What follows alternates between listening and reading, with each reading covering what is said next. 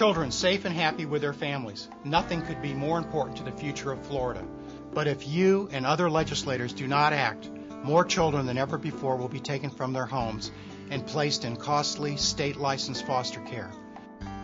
Hello, I am Brad Thorpe, Chairman of the Community-Based Board of Directors for Kids Central and Circuit 5. Now, the phrase child welfare is a little misleading because we or other community-based care lead agencies in Florida spend most of our time working to keep families together and children out of the formal child welfare system. We can do this because of First Response Children's Funding. Steve?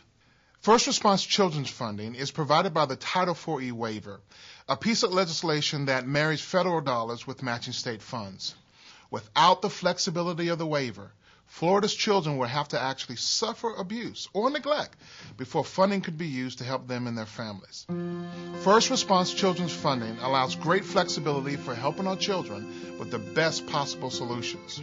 Supported initiatives include intensive in-home services to promote family stability, coordinated reunification efforts for children who are returning to their parents after being in state care, and kinship care outreach to help children stay with relatives when the parents cannot or will not care for them. And it saves taxpayers millions of dollars a year. Every first response dollar spent under Title IV-E Waiver does the work of many more.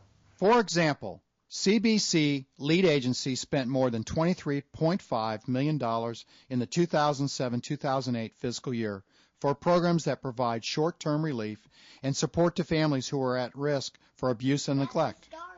If 1/4 of the children served by these programs had actually suffered abuse and come into the formal child welfare system, it would have cost the state almost $63 million in board payments alone for licensed foster care.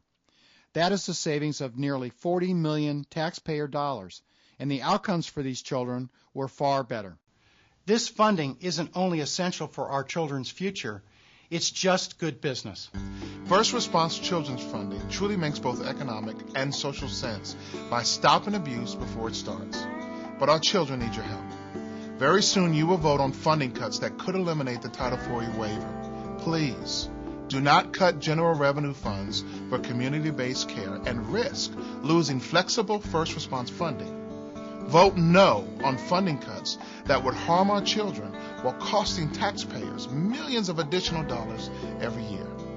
On behalf of the children and families throughout the state, thank you for your support.